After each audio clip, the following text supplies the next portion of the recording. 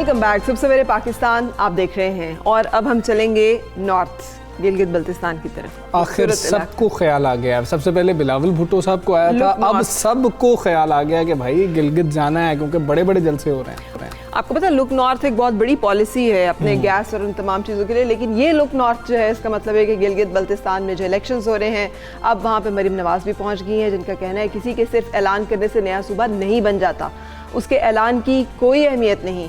गांचे वालों लोटों को वोट ना देना, ये मरीम नवाज का कहना था जो उन्होंने गांचे में जलसे में खिताब में कहा। उन्होंने ये भी कहा कि खिलाड़ी की टांगें कांप रही हैं, महंगाई ने हर घर का निज़ाम तबाह कर दिया है, आपसे वादा है आपकी गुर्बत तालीम और सेहत के लिए लड़ूंगी। गांचे के अवाम बहुत समझदार हैं, सोच समझ कर फैसला करने वाले लोग हैं। बिल्कुल सही। मरीम नवाज के इल्ज़ामात पर मामले खुसूसी बराए इत्तलात पंजाब फिरदौस आशिक ऐवान जो है वो मैदान में आ गई। उन्होंने कहा कि मरीम नवाज दिन में ख्वाब देख रही हैं और उधर मामले खुसूसी बराए ओवरसीज़ पाकिस्तानी जुल्फ़ी बुखारी भी नवाज शरीफ पर बरस पड़े और कहा हुकूमत की कोशिश है नवाज शरीफ को वापस लाया जाए, साबिक वज़ीर आज़म जिस इलाज के लिए गए वो ख़त्म होने पर ही नहीं आ रहा। उन्होंने कहा कि मीडिया को भी यहाँ पर अपना किरदार अदा करना चाहिए और उनसे ये सवाल करना चाहिए। इसी हवाले से बात कर लेते हैं। वज़ीर आला पंजाब की मुशीर बराए इत्तलात फिरदौस आशिक ऐवान साहिबा हमारे साथ मौजूद हैं। फिरदौस आशिक ऐवान साहिबा अस्सलाम वालेकुम, बहुत शुक्रिया। मरीम नवाज साहिबा ने स्कर्दू में खिताब करते हुए गिलगित बल्तिस्तान को सूबा बनाने का जो हुकूमती वादा है वो तो झूठा करार दिया है और मुस्लिम लीग नून वोट को इज्जत दो का नारा लगाते हुए मुल्क की सलामती के इदारों से टकरा रही है। क्या ये रुझान मुल्क के लिए आप नुकसानदेह नहीं देख रहे? देखिए, वोट को इज़्ज़त देना और वोटर को इज़्ज़त देना दो मुख्तलिफ चीज़ें हैं और वोटर को इज़्ज़त जो है आपको अच्छी तरह से पता है कि इनके दौरे इक़्तिदार में जो मुंतखब नुमाइंदे हैं उनको कितनी इज़्ज़त मिलती रही और ज़िले सुबहानी शहंशाह आलम किसी से भी हाथ मिलाना पसंद नहीं करते थे। वो आमराना सोच के साथ फ़र्द वाहद के फ़ैसले होते थे। तो वोटर को इज़्ज़त दो, वोट को इज़्ज़त दो, ये वो बयानिए हैं जो सारे उनकी ज़ात के मफाद के साथ जुड़े हैं और आवाम को गुमराह करने के लिए, बेवकूफ़ बनाने के लिए इस किस्म के बयानिए को मरियम बीबी जो लेके चल रही हैं ये ज़्यादा देर चलेगा नहीं और ना ये आवाम में पजीराई लेगा, क्योंकि पाकिस्तान के अवाम ये समझते हैं कि इन्हें अवाम उस वक्त याद आती है जब ये इक़्तिदार से दूर होते हैं, जब ये इक़्तिदार के मज़े लूट रहे होते हैं, उस वक्त अवाम और अवामी मफाद इनकी तरजीहात नहीं होते, उस वक्त ज़ाती मफाद जो है इनके लिए लाज़िम व मलज़ूम होता है। तो लिहाजा ये अशद ज़रूरी है कि इस वक्त यूनिटी और ब्रदरहुड और बैनुल मज़ाहिब हम मांगी, ये वो चीज़ें हैं जिसकी पाकिस्तान को इस वक्त अशद ज़रूरत है। नून लीग कौम को तकसीम करने के बयानिए से बाज आ जाए, अदारों को मतनाज़ा बना के अपनी सियासी दुकानदारी चमकाने से जो उन्होंने इस मुल्क का नुकसान किया है, अवाम उसको बड़ी बारीकबीनी से देख रहे हैं। तो अवाम इस सोच को मुस्तरद कर चुके हैं और इंशाल्लाह ये बेल मंडे चलती नज़र नहीं आ रही और ना नून लीग किसी सूरत भी अवाम तक ये चूरन बेच सकेगी, क्योंकि ये चूरन अब ख़रीदने वाला कोई नहीं है। ठीक है फिरदौस आशिक ऐवान साहिबा, आपने देखा कि मरीम नवाज ने भी अपने खिताब में नवाज शरीफ की बहुत तारीफ़ें की, हर तरह की तारीफ़ें की, ये नहीं बताया कि इलाज के लिए जो उन्होंने मुआहदा किया था वापस नहीं आ रहे हैं, क्यों नहीं आ रहे हैं, कब तक आएंगे। दूसरी तरफ हुकूमत का भी यही है कि आप ये समझते हैं कि नून लीग को ये चाहिए कि वो हाई मॉरल ग्राउंड पे या फिर अदालती मुआहदे की पासदारी करते हुए वापस खुद से आएँ। आपकी रेट हुकूमत के इक़दामात उसके बारे में भी नहीं वाज़ेह किया जाता कि हुकूमत क्या करेगी, तो दोनों तरफ से इस मामले पर इबाहम क्यों है? देखिए, ये इनको बजाय इसके कि सवाल का जवाब दें कि एक हट्टा कट्टा शख्स जो लंदन की सड़कों पे मौज मस्तियाँ करने में मसरूफ़ अमल है, वो पाकिस्तान आने से क्यों कतरा रहा है? वो अगर रूल ऑफ लॉ को मानता है, अगर वो पाकिस्तान के अंदर इंसाफ और कानून के प्रोसेस से गुज़रना चाहता है तो उसे पाकिस्तान आना चाहिए। पाकिस्तान से बाहर बैठ के पाकिस्तान के कौमी अदारों को टारगेट करना, बैरून मुल्क बैठ के अपने आकाओं को खुश करने के ऐसे बयानिए चलाना जिससे पाकिस्तान की कौमी सलामती कमज़ोर हो या उसकी साख को नुकसान पहुँचे, तो ये सवालों के जवाब उन्हें देने चाहिए कि ऐसी कौन सी चीज़ है जो नवाज शरीफ को पाकिस्तान आने से रोक रही है। तो पाकिस्तान तशरीफ़ लाएँ नवाज शरीफ साहब आप, और कानून आपका मुंतज़िर है, अदालतें आपकी मुंतज़िर हैं, और अगर आप बहुत ही पॉपुलर हैं तो आप समझते हैं कि पाकिस्तान के अवाम आपके बग़ैर बेचैन है, तो ये बेचैनी आपकी तरफ से भी होनी चाहिए थी। आप आए अपने पाकिस्तान के अवाम में और यहाँ आके सियासत करें। लंदन बैठ के कारोबार तो आप करते रहे, अब लंदन बैठ के सियासत करने का जो आपका मूड है वो अवाम मुस्तरद कर चुके हैं, और अपना कारोबार भी पाकिस्तान लाएं, अपने अहलो याल भी पाकिस्तान लाएं, और फिर अपनी सियासी दुकान भी पाकिस्तान लाएं। वो आपने लंदन खोली है और कारोबार वहाँ खोले हुए हैं, अहलो याल पूरे का पूरा जंजाल पूरा लंदन बिठाया हुआ है। तो सियासत आप पाकिस्तान में कर रहे हैं, ये हरकतें आपको ज़ेब नहीं देती हैं। आप वापस आएँ, कानून का सामना करें, अदालतों का सामना करें, और आइन और कानून की अदालत में सुरखरू हों। अगर वो आपको सुरखरू करते हैं तो आए फिर पाकिस्तान के अवाम की अदालत में आए इलेक्शन के ज़रिए। ये जो चोर दरवाजे ढूंढ रहे हैं आप बाहर बैठ के, इससे आपकी दाल नहीं गलने वाली, और अवाम को गुमराह ना करें, पाकिस्तान को कमज़ोर ना करें।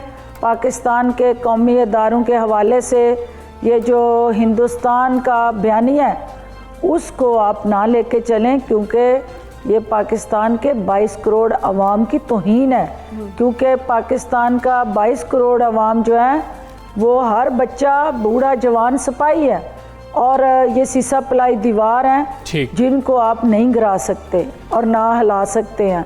तो बेहतर है कि आप अपने सोच को बदलें, अपने ज़हन को बदलें, अपने अज़ाइम को बदलें, और जी ठीक है डॉक्टर फिरदौस आशिक अवान साहिबा, बहुत शुक्रिया। मुझे ना इस सारी सिचुएशन में माफ़ कीजिएगा, लेकिन मुझे ऐसे आपने लड़ाई देखी है कभी जिसमें दो, एक को इधर से खींच रहे होते, दूसरे को उधर से खींच रहे होते, कहता आओ फिर इधर, दूसरा कहता नहीं तुम आओ इधर, और लड़ना नहीं कोई आने के लिए नहीं तैयार नहीं होता, और एक दूसरे को लेकिन ललकार ऐसे रहे होते हैं जैसे बहुत वो है। नवाज शरीफ को वापस आना चाहिए और हुकूमत को उनको वापस लाना चाहिए। एक लड़ाई होती है ना फराह कि मुझे छोड़ दो, मैं लड़ने हाँ। कहना मेरे ना छड़ेगी किधर मैं लड़ी ना पाऊँ। तो ये वो वाली सिचुएशन जो है वो हमें इस इशू के ऊपर दिखाई देती है। अच्छा। एक बहुत अफसोसनाक इशू है पाकिस्तान में ये इशू, और ये बीमारी और इसका फैलाव बहुत ज़्यादा है। उसकी वजह ये है कि हम इसके बारे में आगाही नहीं रखते। थैलेसीमिया खून की ख़तरनाक बीमारी है जो बच्चों को निशाना बनाती है। थैलेसीमिया के शिकार अफराद हैं सारी ज़िंदगी इसका मुकाबला करते हैं, और सारी ज़िंदगी जिसे कहते हैं ना कतरा कतरा जीते और मरते हैं, इसलिए कि खून की इतनी ज़रूरत पड़ती है इन्हें वक्तन फ़वक्तन, जो कि मुश्किल है। और तिबी माहिरीन के मुताबिक पाकिस्तान में पाई जाने वाली सबसे आम मौरूसी बीमारी है, और जिसमें मुब्तला अफराद की तादाद 1 करोड़ से भी ज़ायद हो सकती है। हर साल मुल्क में पैदा होने वाले बच्चों में कमोबेश 6000 थैलेसीमिया ज़दा बच्चे होते हैं। उनमें से लगभग 60 से 70% बच्चे 10 बरस की उम्र तक मर जाते हैं, और ज़िंदा रहने वाले बच्चों को वक्फे से नए खून की ज़रूरत होती है। और नेशनल थैलेसीमिया डे जो है वो 8 नवंबर को फरा मनाया जा रहा है। दो एग्जाम है, मेजर और माइनर। माइनर का मतलब ये है कि वो उतना ज़्यादा सामने जाहिर नहीं आएगा, मेजर का मतलब है कि वो अपनी पूरी अलामात के साथ जो है वो सामने आ जाएगा। बुनियादी वजह ख़ानदान में शादियां करने का रुझान है, जो कि बहुत सारे तिबी माहिरीन के समझाने के बावजूद ख़त्म नहीं हो रहा। बाकी की इन्फॉर्मेशन हम डॉक्टर साहिबा से लेंगे जो कि हमारे साथ हैं इस वक्त। प्रिवेंशन प्रोजेक्ट के साथ ताल्लुक़ है, उनका प्रोजेक्ट डायरेक्टर हैं प्रोफेसर डॉक्टर शबनम बशीर साहिबा। Thank you very much for joining us. मुझे बताइएगा कि हम तो इसके बारे में जो हमारी नॉलेज और इन्फॉर्मेशन है वो दे रहे हैं, बुनियादी वजूहात थैलेसीमिया के फैलाव की, ये बीमारी क्या है?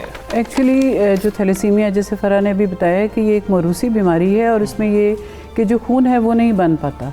तो जब खून का एक जो इम्पॉर्टेंट कंपोनेंट है हीमोग्लोबिन, वो उसका स्ट्रक्चर है अल्फ़ा बीटा जीन, उसके ग्लोबिन चेन्स होती हैं। अल्फ़ा ना बने तो अल्फ़ा थैलेसीमिया, बीटा ना बने तो बीटा थैलेसीमिया। हमारे यहाँ अल्फ़ा की इतनी प्रॉब्लम नहीं है, हमारे यहाँ बीटा थैलेसीमिया की बहुत ज़्यादा प्रॉब्लम है। तो ये जिस वक्त ये होता है कि ये जो मुतासरा पेरेंट्स होते हैं उनसे बच्चों के अंदर मुंतकिल होती है। पेरेंट्स वो लोग होते हैं जो उमूमन कैरियर्स होते हैं, जैसे इन्होंने कहा कि वो माइनर होते हैं, कैरियर होते हैं। ये मैं थोड़ा सा एक्सप्लेन कर दूं कि जो कैरियर्स होते हैं वो ये 2 जीन्स होते हैं। अगर डिफेक्ट एक जीन के ऊपर हो तो वो कैरियर्स होते हैं। उनका जो नॉर्मल जीन है वो इतनी हीमोग्लोबिन बना लेता है कि वो जो उसका हामिल शख्स कैरियर है या माइनर है या ट्रेट है वो अदरवाइज़ बिल्कुल नॉर्मल हीमोग्लोबिन के साथ ज़िंदा रहता है। इसी वजह से हमारी जनरल पॉपुलेशन में अगर हम 100 लोगों को स्क्रीन करें तो उनमें से 5 या 6 कैरियर निकल आते हैं, अदरवाइज़ उनको पता भी नहीं होता कि वो कैरियर है। लेकिन डॉक्टर साहब लीथल तो ये तब होता है जब एक तरफ से भी जीन्स आ जाए, दूसरी तरफ से भी आ जाए और वो दोनों एक मासूम बच्चे में इकट्ठे हो जाए जिसकी कोई गलती नहीं है, लेकिन माँ बाप ने चूंकि टेस्ट नहीं करवाया हुआ था। बिल्कुल ऐसे ही है, बिल्कुल आप सही कह रही हैं, बिल्कुल इसी तरह ये है कि जब 2 कैरियर्स आपस में शादी करते हैं तो हर हमल में 25% प्रोबेबिलिटी है कि जो गलत जीन्स है माँ से भी और बाप से भी, वो जिस बच्चे में जाएंगे वो थैलेसीमिया मेजर का बच्चा होगा। अब चूंकि उसके दोनों जीन डिफेक्टिव हैं, बिल्कुल हीमोग्लोबिन नहीं बन रही, ग्लोबिन चेन नहीं बन रही, वो बच्चा वो है जो पैदाइश के 6 महीने से ऑनवर्ड उसको मुसलसल खून की ज़रूरत होगी ज़िंदा रहने के लिए, 6 महीने से ऑनवर्ड। और कभी वो मंथली खून लगेगा और जो बड़ा होगा उसका बॉडी वेट ज़्यादा होगा, हो सकता है महीने में 2, तो जब तक वो ज़िंदा रहेगा उसको कॉन्टीन्यूसली ब्लड ट्रांसफ्यूजन चलेगी। डॉक्टर साहब, पंजाब थैलेसीमिया जो प्रिवेंशन प्रोजेक्ट है इस हवाले से हमें बताइएगा, क्या इसके तदारुक के लिए क्या किया जा रहा है? क्या सिर्फ आगाही है? क्या इस प्रोजेक्ट का मकसद है? नहीं जी, आगाही तो इसका एक बहुत इंपॉर्टेंट कंपोनेंट है। बेसिकली पूरे पाकिस्तान के अंदर बहुत सारी NGOs हैं जो ट्रीटमेंट दे रही हैं और बहुत सारे सरकारी इदारे भी हैं, लेकिन पूरे पाकिस्तान में पंजाब वाहिद सूबा है जिसके अंदर गवर्नमेंट के लेवल पे हुकूमत पंजाब ने ये सर्विस दी है फ्री ऑफ कॉस्ट पूरे पंजाब के अंदर। तो इसमें ये है कि ये प्रिवेंशन का इदारा है। ये 2009 में प्रोफेसर यास्मीन राशिद जो भी हमारी हेल्थ मिनिस्टर हैं उन्होंने इसको लेडी वेलिंगटन में स्टार्ट किया था। उसके बाद 2012 में ये मुंतकिल हो गया था फातिमा जिन्ना मेडिकल यूनिवर्सिटी के साथ और वहीं पे अब ये बड़े अच्छे तरीके से ऐसे तरीके से काम कर रहा है। इसका जो बेसिकली ये है कि इसकी 9 डिवीजन्स के अंदर 9 बड़ी रीजनल लैब्स हैं। जो हमारा स्कोप है बेसिकली लेबॉरेटरीज़ का है। हम टेस्ट करते हैं कैरियर्स की जनरल पॉपुलेशन में भी और उन ख़ानदानों के अंदर जहाँ पे हर तीसरा बंदा कैरियर होता है, जहाँ पे थैलेसीमिया मेजर का एक भी बच्चा होता है। डॉक्टर साहब, एक मैंने इस इशू के ऊपर 10-12 साल काम किया। एक बहुत सिंपल सोल्यूशन है, निकाह फार्म में आप ये टेस्ट लाजमी कर दें कि क्या वालिद और वालदा दोनों की थैलेसीमिया टेस्टिंग और कुछ और, मैं तो समझती हूँ हेपेटाइटिस का भी टेस्ट हो जाना चाहिए, लेकिन चलें ये तो बुनियादी तौर पे ये क्यों नहीं हो पा रहा? ये असल में देखिए फ़र्क उसमें भी फिर जो मैं आपको बताऊं कि पंजाब के अलावा बाकी तीनों सूबों के अंदर ये लॉ भी मौजूद है। अच्छा। लेकिन चूंकि गवर्नमेंट की सतह पे कोई फैसिलिटीज़ नहीं दी जा रही हैं इसकी टेस्टिंग की, तो देखिए एक टेस्ट है, एक्सपेंसिव टेस्ट है, अगर आप प्राइवेट लैब से कराएंगे तो 5-6 हज़ार का टेस्ट है। लेकिन डॉक्टर साहब हम शादी के ऊपर इतने हज़ारों रुपए खर्च कर देते हैं, तो बच्चों के लिए हम इलाज पे इतना खर्चा हो जाता है, लेकिन सहूलत होनी उस जगह पे बहुत ज़रूरी है। पंजाब में हम 36 अजला के अंदर ये सहूलत फ्री ऑफ कॉस्ट प्रोवाइड कर रहे हैं और हमने इसका जो लाजमी शादी से जो टेस्ट है शादी से पहले, और हम रेकमेंड कर रहे हैं कि सिर्फ लड़के का टेस्ट करें। क्योंकि इस इक्वेशन को कंप्लीट करने में लड़के और लड़की दोनों का कैरियर होना ज़रूरी होता है। अगर हम लड़के को टेस्ट करें वो नॉन कैरियर निकल आता है तो हमें लड़की को टेस्ट भी करने की ज़रूरत है, और अगर लड़का कैरियर निकलेगा तो उसी सूरत में हम लड़की को टेस्ट करेंगे। तो ये ईरान का मॉडल है जो हम लेके चले। हमने प्रपोज करके कैबिनेट में इसकी समरी भिजवा दी हुई है, कुछ ही दिनों में ये आया चाहता है। लेकिन देखें हमारे यहाँ तो सीट बेल्ट पहनने का भी कानून है, लाइन तोड़ने का भी कानून है, लेकिन जब तक आप उसकी इम्प्लीमेंटेशन नहीं होगी। लेकिन अगर ये निकाह फॉर्म पे दर्ज होगी ना और उसके बगैर यूनियन काउंसिल रजिस्टर नहीं करेगी और वो निकाह जो वो किसी सूरत नाड्रा में नहीं हो सकेगा और आपका एक खानदानी नंबर नहीं बन सकेगा और बच्चों की भी रजिस्ट्रेशन नहीं हो सकेगी, तो मुझे यकीन है कि ये बिल्कुल इसी तरह इन्हीं लाइंस पे हम सोच रहे हैं। बिल्कुल सही डायरेक्शन में बात कर रही हैं और इसके लिए हमने बहुत सारे उलमा को इकट्ठा करके उनसे भी मुशावरत की थी कि इसकी क्या इम्प्लीकेशन है। ये तो एक एस्पेक्ट है पंजाब थैलेसीमिया प्रिवेंशन प्रोग्राम का कि हम कैरियर स्क्रीनिंग करें और पहले से उनको बताएं कि जेनेटिक काउंसलिंग दें कि इसका कैरियर 2 कैरियर होने का क्या मतलब है। तो दूसरा उसके अलावा हमारा जो मेन काम है वो उन फैमिलीज़ के अंदर है जिनके अंदर ऑलरेडी थैलेसीमिया मेजर के बच्चे मौजूद हैं, उनमें हर तीसरा बंदा कैरियर होता है। जनरल पॉपुलेशन में 4% है, वहाँ पे 33% के करीब हर, इसीलिए cousin marriage is not to be blame, cousin marriage का इशू नहीं है। लेकिन चूंकि हाँ हमारे यहाँ कंसैंग्विनिटी बहुत ज़्यादा है आपस की शादियों में, तो वो फैमिलीज़ जिनके अंदर थैलेसीमिया का डिफेक्टिव जीन मौजूद है, जब वो आपस में शादी करते हैं तब प्रॉब्लम, तो ये प्रॉब्लम इसलिए उनके यहाँ बहुत ज़्यादा लगता है कि जी कज़न मैरिज है। अगर ऐसी फैमिली में एक कैरियर नॉन कैरियर से शादी करेगा तो कभी थैलेसीमिया मेजर का बच्चा पैदा नहीं। डॉक्टर साहब एक तो ये बता दीजिएगा कि बच्चा पैदा हुआ कैसे इल्म होगा, क्योंकि मेरे लिए मुझे इस बात का इल्म नहीं है, तो कितने व्यूअर्स हैं जिनको इस बात का इल्म नहीं है? बच्चा थैलेसीमिया का शिकार है, फौरी पता लग जाता है, ये क्या तरीकाकार और इसका इलाज कितना महंगा है? जी जी, इसका जो बेसिकली जो कैरियर है, जो एक नॉर्मल हेल्दी है, वो तो CBC के ऊपर, आम ब्लड काउंट के ऊपर हमें उसकी इंडिकेशन मिल जाती है। उसको कंफर्म करने के लिए हम HPLC करते हैं और हमारे पूरे 36 डिस्ट्रिक्ट में ये फैसिलिटी हमने प्रोवाइड कर दी हुई है ऑलरेडी। तो जो आप कह रहे हैं थैलेसीमिया मेजर का बच्चा है, वो 6 महीने तक तो बाय एंड लार्ज नॉर्मल रहता है, लेकिन जब उसकी हीमोग्लोबिन कन्वर्ट हो रही होती है एडल्ट हीमोग्लोबिन में, उस वक्त ये प्रॉब्लम सामने आती है। वो प्रोग्रेसिवली कमज़ोर एनीमिक होता चला जाता है। अच्छा। और 2 से 3 महीने में, यानी कि 8-9 महीने का बच्चा या साल का बच्चा, इतनी ज़्यादा उसमें हीमोग्लोबिन की कमी हो जाती है, एनीमिया हो जाता है कि वो बिल्कुल लाचार बीमार बच्चा होता है। तो जब वो उस एनीमिया के वर्कअप के लिए हॉस्पिटल का रुख करते हैं, वहाँ पे पता चलता है, तशखीस होती है कि वो थैलेसीमिया मेजर का बच्चा है। यानी डेली हमारे पंजाब थैलेसीमिया की जो 9 रीजनल लैब्स हैं, उनके अंदर करीबन 15 से 20 नए बच्चे हम डायग्नोज कर रहे हैं पंजाब से। ये जो बहुत अफसोसनाक है, लेकिन डॉक्टर साहबा इस तरह का कोई मसला हो ना, तो गांव देहात में उधर डॉक्टर के पास तो बहुत आखिर में जाते हैं। वो पहले तो वो किसी दम वाले के पास, वो भी ज़रूरी है, ठीक है, आप खुद से उसको भी करें, लेकिन ये भी तो आगाही बहुत ज़रूरी है कि ये अमराज हैं जो कि बच्चों को हो सकते हैं। और इसमें क्या जल्दी आइडेंटिफाई कर लेना, जल्दी ट्रीटमेंट में चले जाना में कोई फ़र्क पड़ता है? क्या ज़िंदगी लाइफ थ्रेटनिंग भी हो सकता है? बिल्कुल लाइफ थ्रेटनिंग होती है। यही पहले होता है कि जब इतनी अवेयरनेस नहीं थी, ब्लड ट्रांसफ्यूजन सर्विसेज निस्बतन बेहतर नहीं थी, आयरन किलेशन बड़ा इंपॉर्टेंट होता है कि जब खून बार बार लगता है तो आयरन जमा होता है, जो कि बहुत ज़्यादा डैमेज करता है ऑर्गन्स को, हार्ट को, लिवर को, हर चीज़ को। तो किलेशन की दवाइयाँ नहीं थी, तो अमूमन ये बच्चे 10 साल से पहले ही चले जाते थे, बाज़ को डायग्नोसिस के बगैर ही चले जाते थे। लेकिन जो अब हम कुछ ना कुछ हम ये सर्विसेज दे रहे हैं, उससे ये हुआ है कि हमने एक डेडली डिजीज़ को डिबिलिटेटिंग डिजीज़ या क्रॉनिक डिजीज़ में कन्वर्ट कर दिया। ठीक है। तो ये बेसिकली बिल्कुल लाइफ थ्रेटनिंग है अगर आप उनको ट्रांसफ्यूज़ नहीं करेंगे, वो 1 साल से बियॉन्ड जिंदा नहीं रह डॉक्टर साहब, बोन मैरो ट्रांसप्लांट बहुत ज़्यादा इसका ट्रेंड होता है, बात की जाती है कि हमने करवाना है, 25 से 30 लाख शायद खर्चा आ जाता है इसके ऊपर। क्या ये वाहिद इलाज है और क्या ये इलाज है, इसके बाद बच्चे ठीक हो जाते हैं? बेसिकली जो बोन मैरो ट्रांसप्लांट है, स्टेम सेल ट्रांसप्लांट है, ये हर बीटा थैलेसीमिया मेजर के बच्चे सूटेबल भी नहीं है, वो उसके क्राइटेरिया पे भी पूरा नहीं उतरते। ये निस्बतन less than 5 years, around 5 years के एज तक हों, जिनमें कोई हेपेटाइटिस B, C या कॉम्प्लिकेशन ना हो।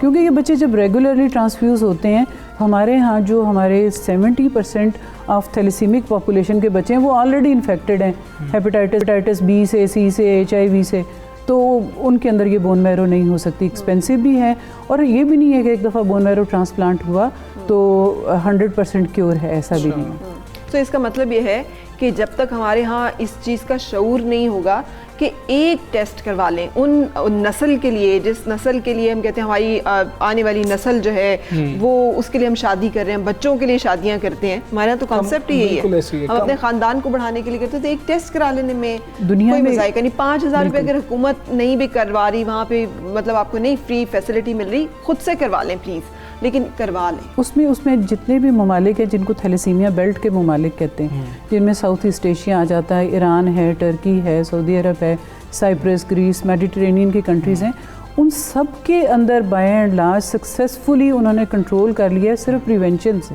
ठीक है। तो जब प्रिवेंशन होगी और उनमें हर एक बंदे को पता है कि शादी से पहले हमने टेस्ट कराना है। दूसरा एक चीज़ बड़ी इंपॉर्टेंट जो मैं आपको पंजाब थैलेसीमिया की बिल्कुल जो हमारा एक यूनिक फीचर है वो ये है कि हम हमल के दौरान टेस्ट करते हैं। जो फैमिलीज़ जिनके यहाँ पहले से थैलेसीमिया मेजर का बच्चा होता है, जब ज़ाहिर है वो पेरेंट्स और भी बच्चे चाहते हैं, एक बीमार बच्चे को लेकर तो नहीं रह सकते, तो हमल के दौरान हम 10वें 11वें हफ्ते में हमल के अल्ट्रासाउंड गाइडेड एक टेस्ट होता है जिसको कोरियोनिक विलस सैम्पलिंग कहते हैं। वो हम प्लेसेंटा का टिश्यू लेते हैं और उस टिश्यू को फिर हम लैब में DNA एनालिसिस करते हैं। तो जो बच्चा अफेक्टेड होता है उसमें 25% प्रोबेबिलिटी है कि वो मेजर का बच्चा होगा, 50% है कि वो माँ बाप की तरह ट्रेट होगा और वो नॉर्मल जिंदगी गुजारेगा। ठीक है, तो उसकी फिर टर्मिनेशन के लिए फतवा टेस्ट करवा लेना चाहिए। और डॉक्टर साहब हमें कह रही है कम अज कम जो मर्द है उसको ये टेस्ट लाजमी करवा लेना चाहिए, शादी से पहले। प्रोफेसर डॉक्टर शबनम बशीर साहिबा हमारे साथ मौजूद थी, बहुत शुक्रिया आपका। और ये अहम मामला है,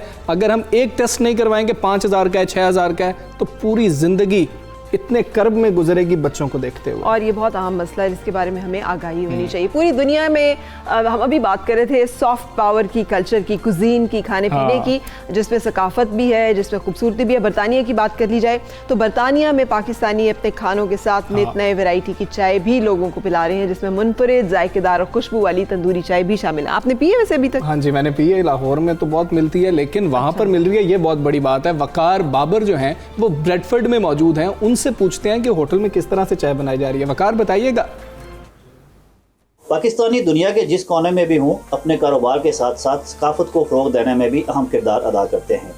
बरतानिया में हाल ही में एक नया ट्रेंड शुरू किया गया है, चाय, देसी चाय, जिसमें मुख्तलिफ अनवा की जो चाय है वो यहाँ पे सर्व की जाती है। मुख्तलिफ ढाबे यहाँ पे खोले गए हैं, जिसमें चाचा चाय, चाय वाला, चाय वाली, बिस्कुट चाय, चाय पराठा, और आज हम जहाँ पे मौजूद हैं ये है तंदूरी चाय।